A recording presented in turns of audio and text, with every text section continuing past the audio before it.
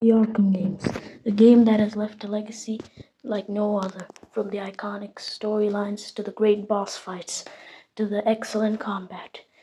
It has never dropped upon any game, and this is why every single Arkham game is a masterpiece.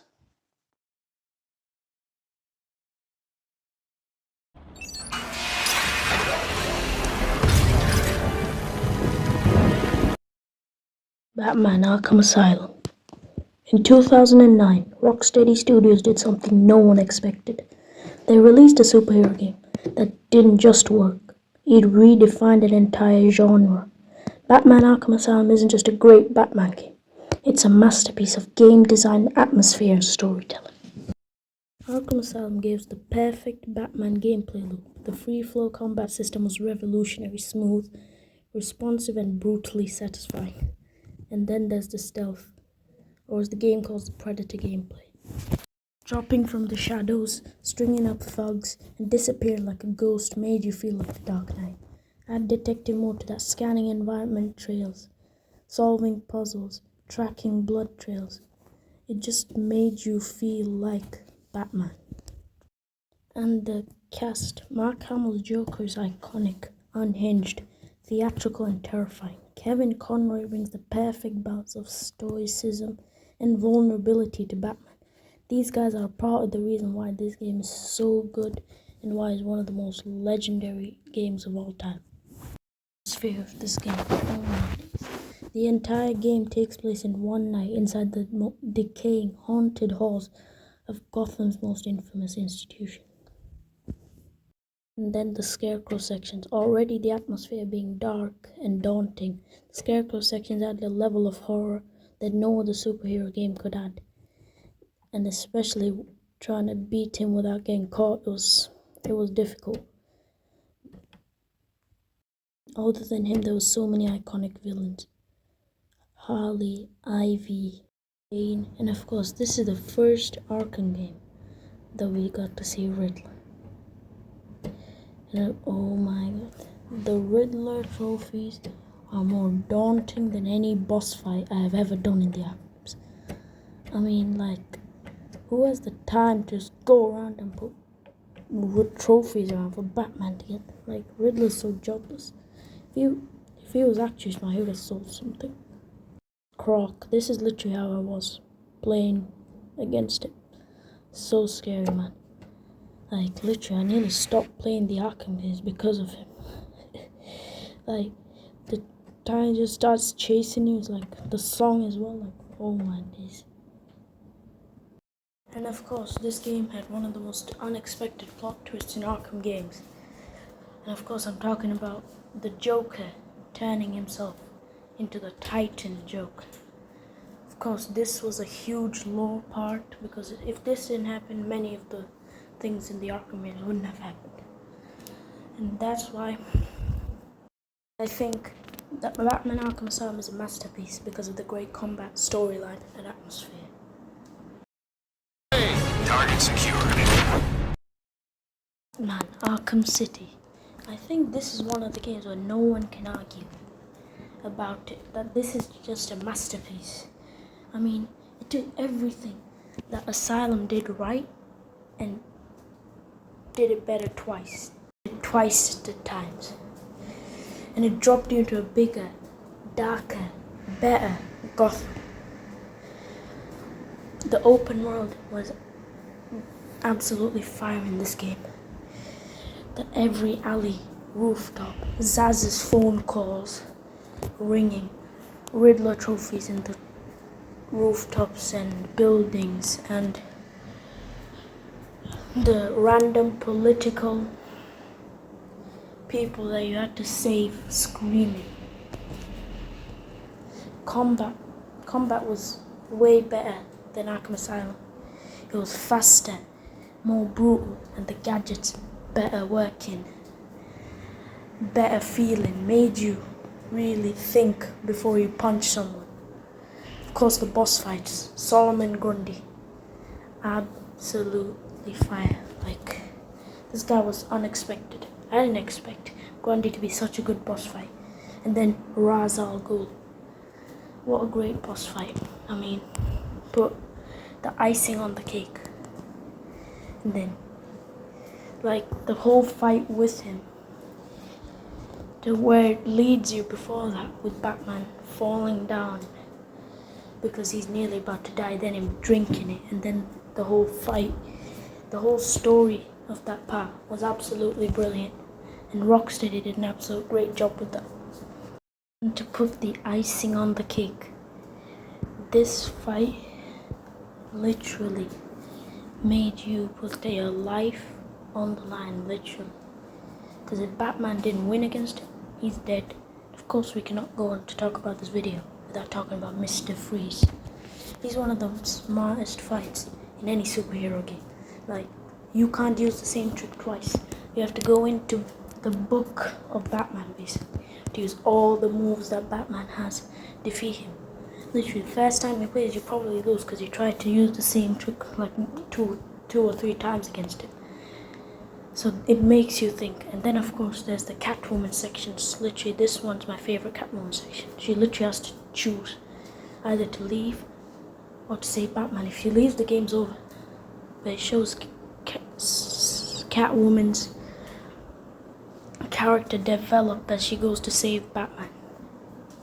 And then you see the conflict between Batman, like save Talia or go to fight Hugo Strange. That's where another Batman's character grows even more. And when he chooses to go and stop Hugo, that's when he truly has chosen to save the Gotham before saving people he loves. And then again another plot twist in this game. It was Raish controlling Hugo all this time. Hugo wasn't the main villain, it was Raish. He was the main guy. He was the villain. Followed up with another plot twist. Talia gets shot. Clayface is revealed. And we get another great boss fight in Clayface. And then in the end, it basically surprised you, me, and everyone who played Arkham City. Because at the end of it all, probably the greatest villain in Batman's history dies. The Joker dies.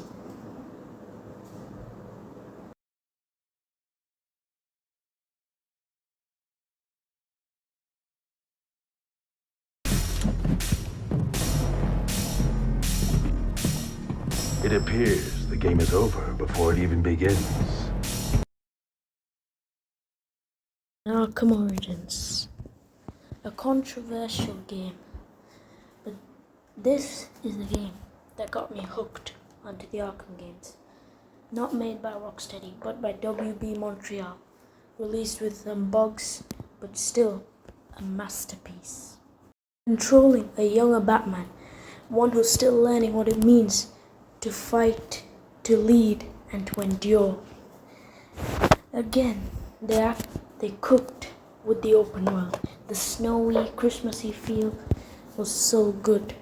Gritty, isolated, cold, and the random thugs on the street who instantly start chasing you around as soon as they see you.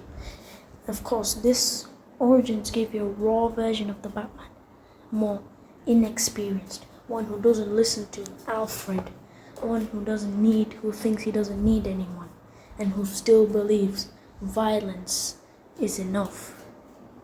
And especially when the Joker enters the story, it completely changes. Troy Baker did an excellent performance with the Joker, one of the best in my opinion. And then, a lot of people didn't like the Joker being added, but in my opinion, it showed pretty much how Batman and Joker, how their relationship happened, and how the Arkhamverse moved on from Arkham Origins all the way to Arkham Knight. So we have to talk about the boss fights, and this is probably the hardest boss fight of all time. Hell yeah, come on man, that was sick boss fight. Cook, come on, see. electrocution, man. Might have to invade over and punch him from behind. Where is he? Okay. I'm I scared, I'm ain't here scared. to talk. I'm here to kick your ass. This is Come your on, last I can do chance. this. I I know. can do this. Imitate Name yourself after an animal, and you're gonna get eaten.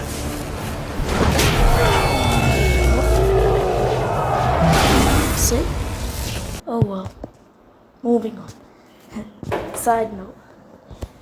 The actual great boss battles. Bane. Deathstroke. Probably the greatest one of all time. And the Joker. Psychotic. This is probably the most psychotic Joker you ever see in the Arkham. Blowing up buildings. Don't care about people. Shooting people. Killing people. And the Bane train force. Man, this guy is so annoying, bro. I stopped playing the Arkham games at one point just because I kept on losing to him. But then I came back. But like, that's how good he was. That's how difficult he was. That's how great the boss fights in this game was. And this might be an unpopular opinion, but in my opinion, the Arkham Origins has the greatest story of all time. Because it shows how Batman's character grows. How he goes from a ruthless, young guy who doesn't care about anyone and thinks he can do it alone to someone who understands that this is not something he can do alone and that he needs the people around him. Riddler, tell me everything. I'm asking nicely. This is all I know! And this is the end of the legend. Batman Arkham Knight. What a game it was. It starts crazy with the Joker's cremation, and that itself tells you that this game is going to play safe. And then the Batmobile. Much so, some people hated it, but in my opinion it was done perfectly. Yes, there might have been a bit too much Batmobile in the story, but it was still a great and fun thing to use, especially in the open road, driving around, just hitting the casual people, just walking around, just hitting them with the car, shooting them. And the open road is sick, huge, soaked in rain. And the fear takedowns. I mean, it was OP. Literally. 5 free takedowns if you'd upgraded it. It was so OP. And then the dual play mode, Batman and Robin, Barbara and Robin, Nightwing and Batman, Batman and Catwoman. It was so fun to play as them with the combo takedowns. And this, to this day, 10 years later after its release, is still one of the best looking open world games ever made. Of course, the Joker's hallucinations. Like, I was surprised the first time in Ace Chemicals when you saw Joker. I was like, what? He's not dead? But then the hallucinations. You understood it was Scarecrow's hallucination that was happening to you. It was instilled that Batman had still the Joker's blood in him. And that he was becoming more crazy with each second. And it's the fear. It's the fear of letting go. It's the fear about his legacy. It's the fear about the whole city going to waste. Joker in your mind. The world collapsing around you, even the city turning on you. It's haunting. And the ending, it was such a poetic ending. It showed Batman. It showed Batman's emotions as he literally, even after Red Hood tried to kill him with every single chance, he still said sorry. You could see the emotion when he said that, so he genuinely felt bad. Then Scarecrow kidnapping Robin, forcing Batman to give up his identity to save the one he loves. And this really increased Batman's identity because it turned him from a lone wolf to a guy who cares about everyone. And he sacrificed his own life for Gotham and the people he loved. So that's my take on why all the Arkham games are a masterpiece. If you agree on it, leave a comment, or if you disagree on it, leave a comment. Leave a like, subscribe, and tell me if I should more videos like this. And I'll catch you guys later. This is how it happened. This is how the Batman died.